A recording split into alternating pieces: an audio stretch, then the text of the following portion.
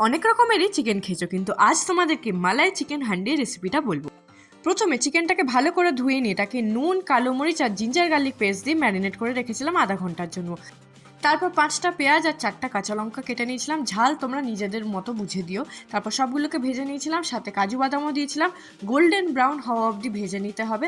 তারপর সেটাকে ঠান্ডা করতে রেখে দিয়েছিলাম একটা পাত্রে।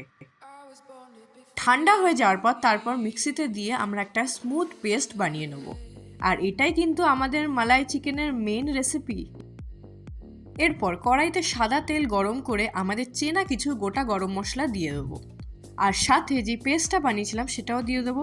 দিয়ে কিছুটা নাড়াচাড়া করে নেওয়ার পর যে ম্যারিনেটেড চিকেনগুলো ছিল সেগুলো ঢেলে দেবো।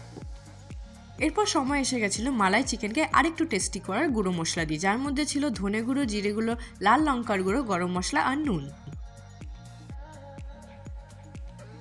তারপরে গুঁড়ো মশলাগুলো দিয়ে কিছুটা নাড়াচাড়া করার পর আমরা টক দই অ্যাড করে দেবো। আর আমরা জানি চিকেনে টক দই দিলে কতটা টেস্টি হয় চিকেন। মশলা থেকে তেল বেরোনো অবধি কষাতে হবে। তারপর আমরা এখানে ফ্রেশ ক্রিম অ্যাড করে দেবো। যেহেতু মালাই চিকেন বানাচ্ছি তাই ফ্রেশ ক্রিম তো দরকারই। তোমাদের যদি ফ্রেশ ক্রিম না থাকে বাড়িতে দুধের শর্ট বানিয়ে সেটাকে as a fresh cream use করতে পারো। দেন আর কি বাটার আর কাসুরি মেথি দিয়ে আমাদের এখানে মালাই হান্ডি চিকেন রেডি। আমি তো চললাম খেতে, তোমাদের কেমন লাগলো অবশ্যই কমেন্টে জানিও। টাটা।